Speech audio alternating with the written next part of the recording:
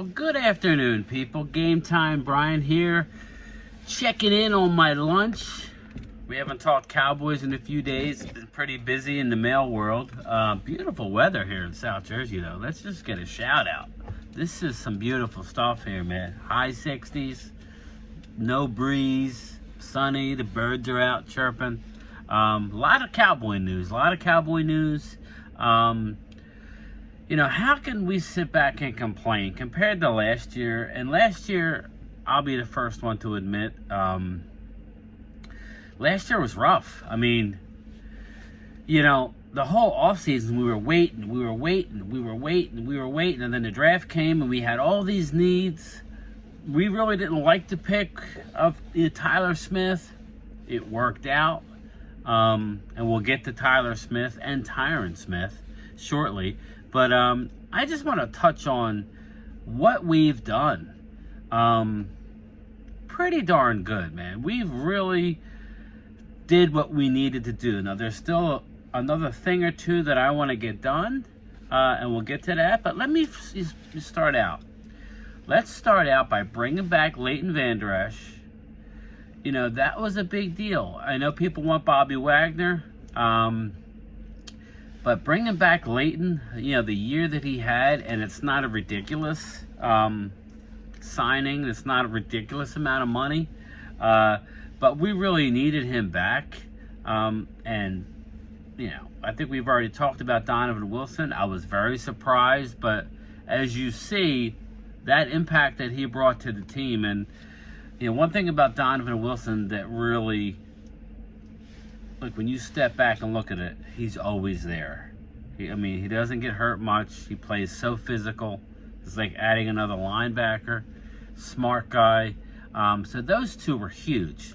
And then out of nowhere, it was almost like Catboy, was holding this under his vest because nobody, and I mean nobody, even all the people around the league, and I listen to Brian Broaddus a lot.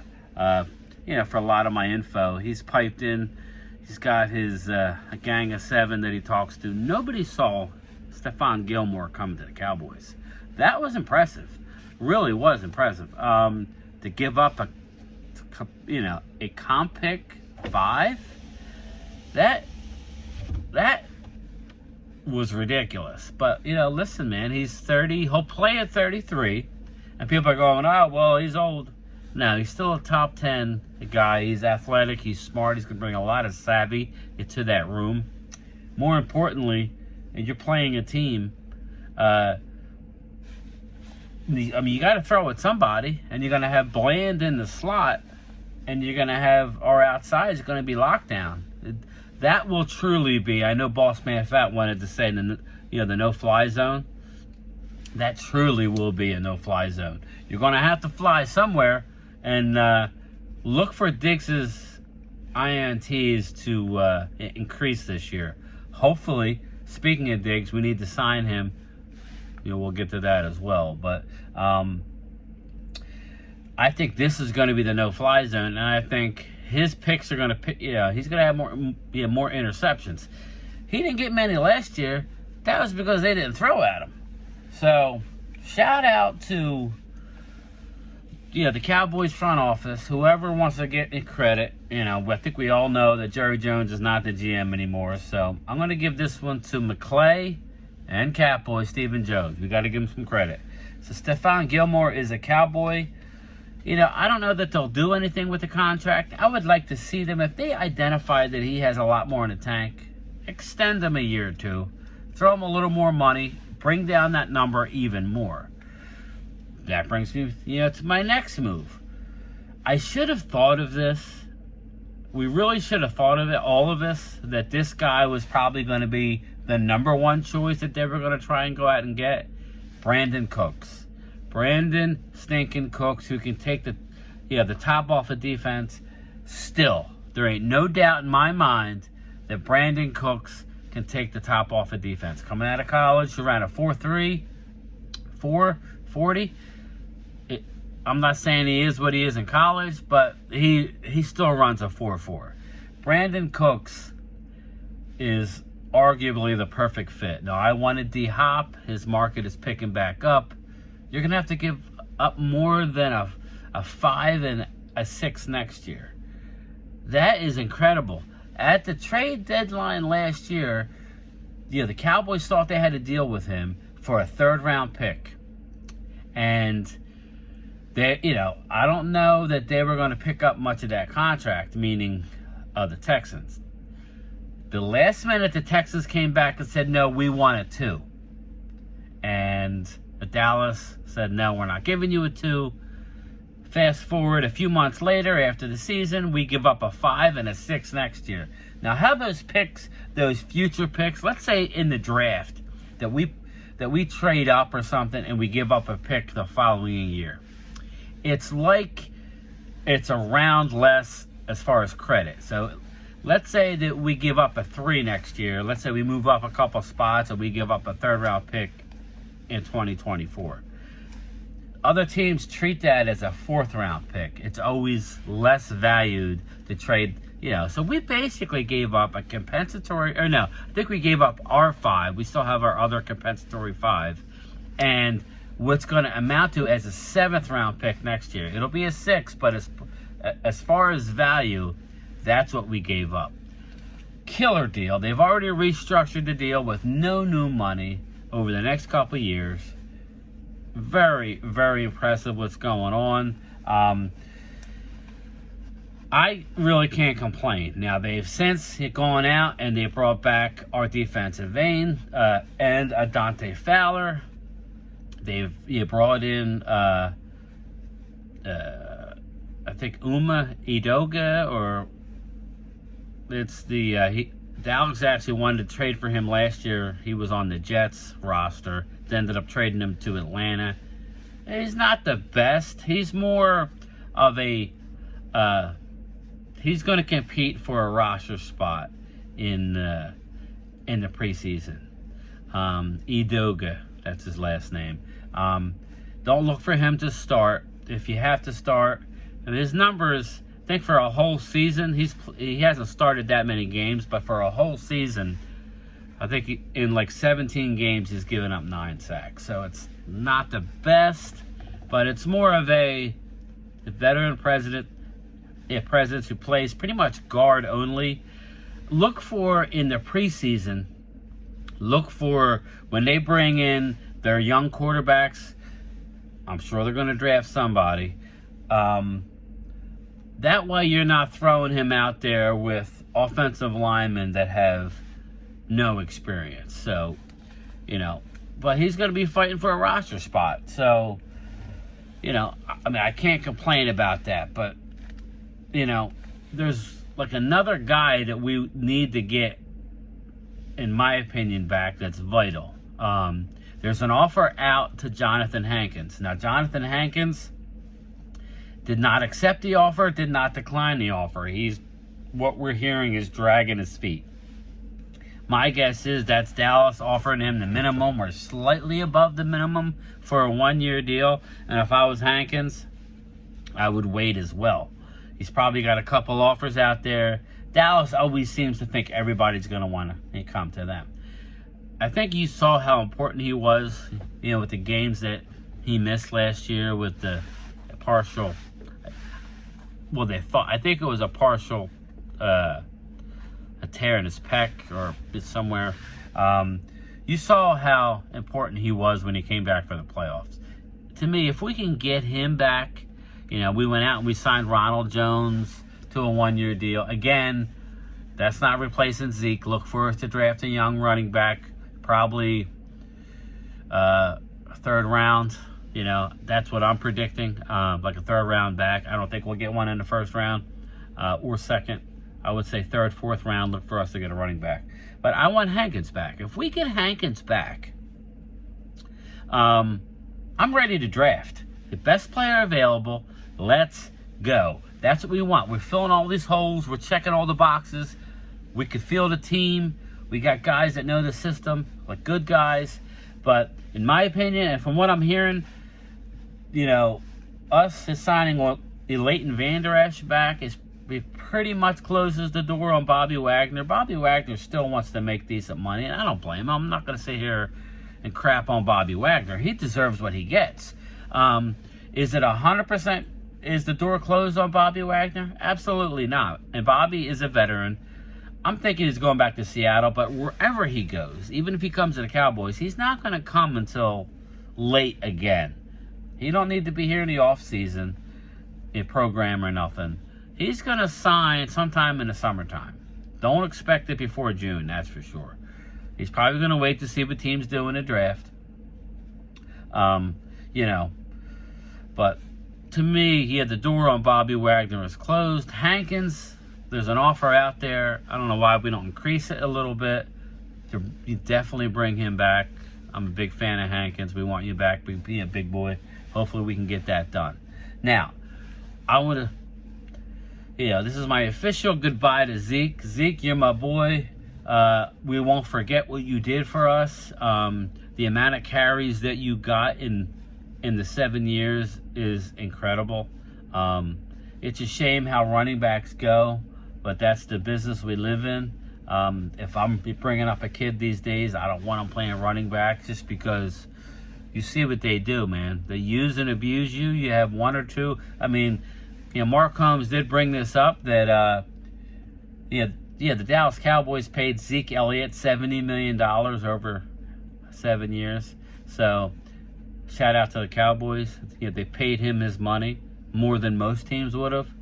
And it probably at the detriment to the team in some instances. I would do it all over again. I was happy when they got Zeke.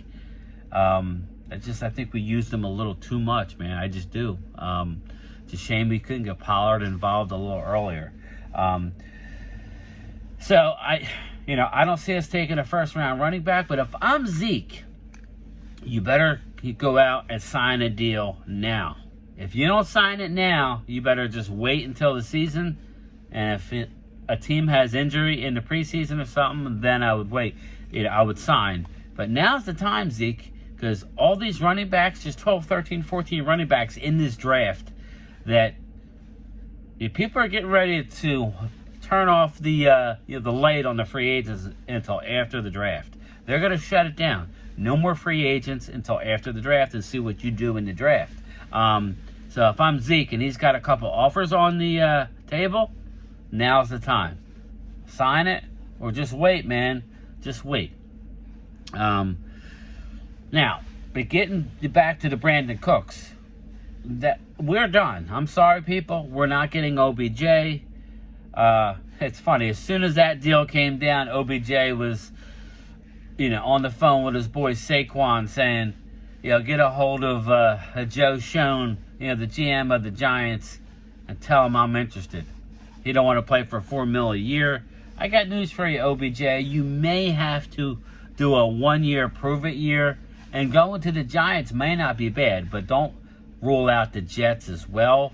I don't know their cap situation, but I think he's going to be in New York. One of the New York teams. He should sign a 1-year deal for $5-6 million with incentives. That's about all you're going to get, my man.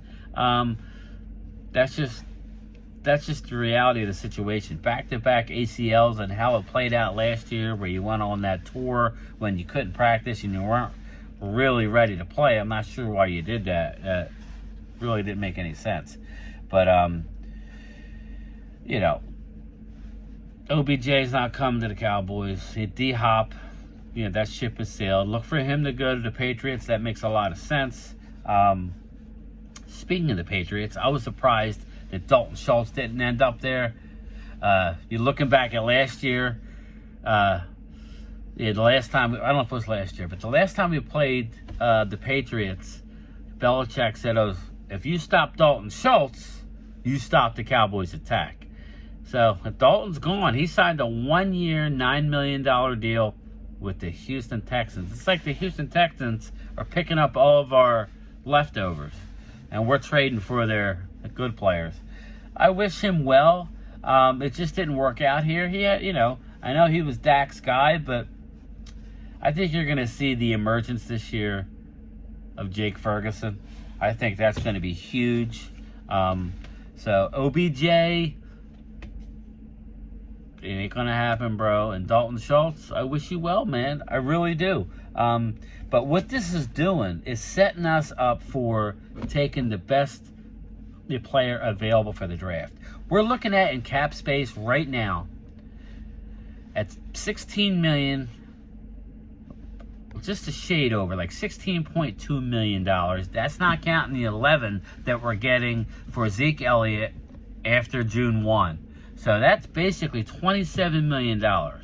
Okay, now what I'm hearing from the Cowboys is 13 to 15 million of that 27 is basically already accounted for as far as the draft.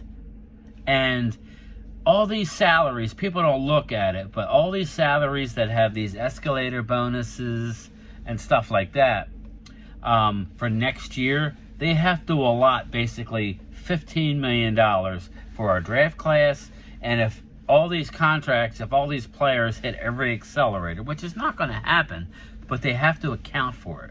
So basically, 15 mil to 27, we can't really touch.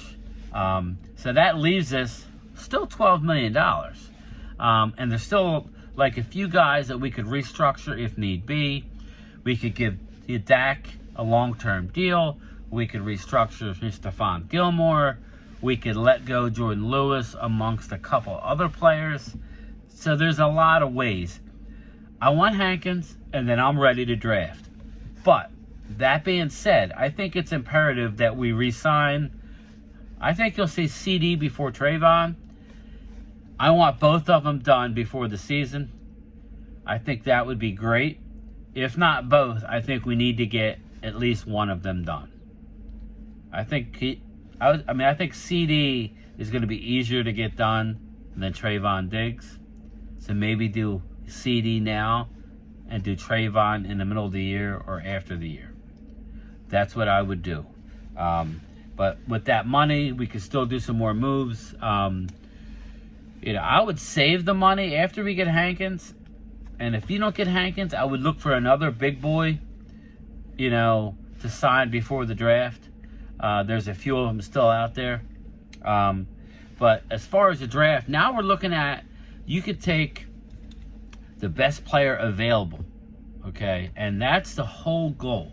If Bijan Robinson is there at 26, I don't believe he will, but if he's there, you have to take him. And it would be negligence for the Cowboys not to take him.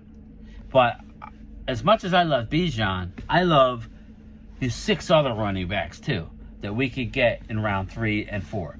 So I'm looking at offensive tackle. You heard it here, folks. I'm going to do a mock draft and screenshot it and put it out on Twitter. Gametime Brian on Twitter, as well as on YouTube. I'm going to do it because I'll be at the draft this year. Me, DMV, Mark Holmes, Primetime Phil, we're all going to be at the draft streaming. There's a guy that I think we're going to take at 26. If it's not Bijan Robinson, it ain't going to be a tight end. It's going to be Avila out of TCU, the offensive lineman. He will play guard for us. He's a beast. Everybody has him mocked in the second round. You heard it here. We will end up, I think his name is Steve Avila. That's who we're going to get. We can sit there and poo-poo it. They love him. I didn't care for the Tyler Smith acquisition last year. I was obviously wrong. He was one of the best offensive linemen. If you were to redraft now, he would be like up there at the top. So clearly, Will McClay is the man. He knows a hell of a lot more than I know, and most people out here watching this. So look for Avila, offensive tackle at a TCU. We're just about a month away from the draft. That's my early pick of who we're taking, and I wouldn't be upset with it. The only way I would be upset is if Bijan is on the board. So, and I know Dan Quinn's out there. He's out at Luke Van Ness as pro day. I'm not a big fan of him. I'm hearing this Adebore dude, defensive end. I hope not, man. He can have all the traits in the world. if we're serious about running the ball, we need to get an offensive tackle. But that's my Cowboy rant. I want to touch on one more thing before I go, and that's circling back to the NFC East. I got news for you right now, people. The Eagles are not going to win the division. In my opinion, they've lost way too many guys. They still have to sign Jalen Hurts. And now we're starting to hear Javon Hargrave, the awesome interior lineman, they decided to let him go and bring back Fletcher Cox, which I don't know why they would do that. And the man has lost a step on top of a step. And Fletcher, sorry, bro. Your best years are behind you. You got a $10 million deal. And congratulations, man. I think you should have not been brought back. Maybe find a way to bring back Hargrave. But the Eagles can't sign nobody.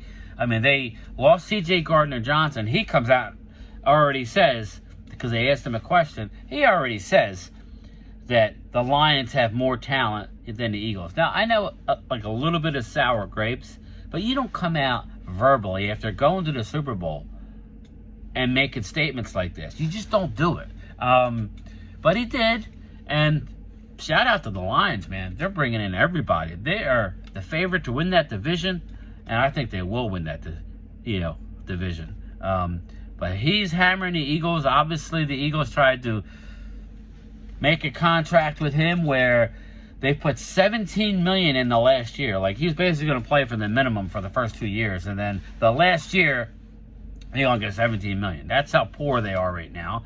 That's why you saw the owner's box at the end of the Super Bowl. They were dejected because that was their opportunity to win a Super Bowl, was last year. Now, you're going to take a couple of years step back. Not that they're not going to be good. Not that they're not going to make the playoffs. But you got to be deep. Your team was so deep. And, shout out to Howie Roseman. He made every move right. That never happens in free agency. He hit on every move. His draft wasn't that great. Jordan Davis was meh. He's a two-down player when healthy. Nakobe Dean, everybody's talking about. You're going to have to rely on Nakobe Dean now, an undersized guy who couldn't get on the field last year. So that'll all be interesting. And speaking of the other guy, now they've lost a lot of guys. But Javon Hargrave went to the 49ers. And you know what he said? He said, if Purdy finishes the game, the Eagles are in serious trouble and probably don't win that game. So everything worked out for the Eagles. It was a great season. It was better than us Cowboys, that's for sure.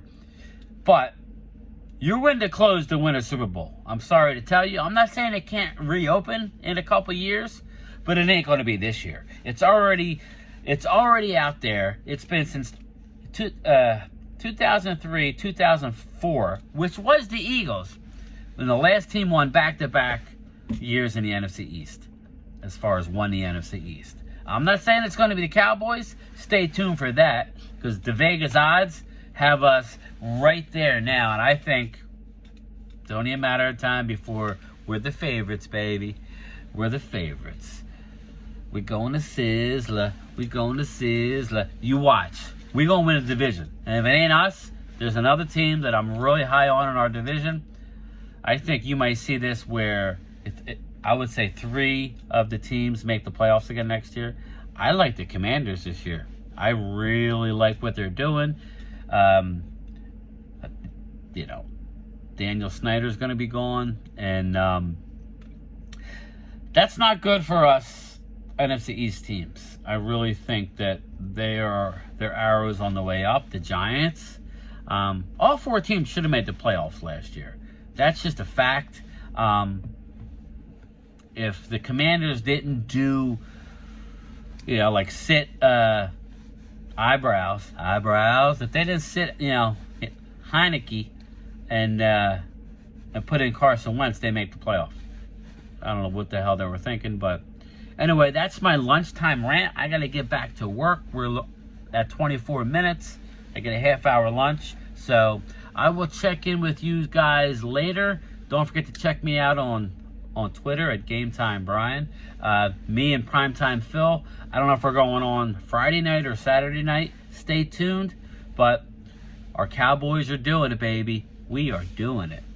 Peace. Peace out.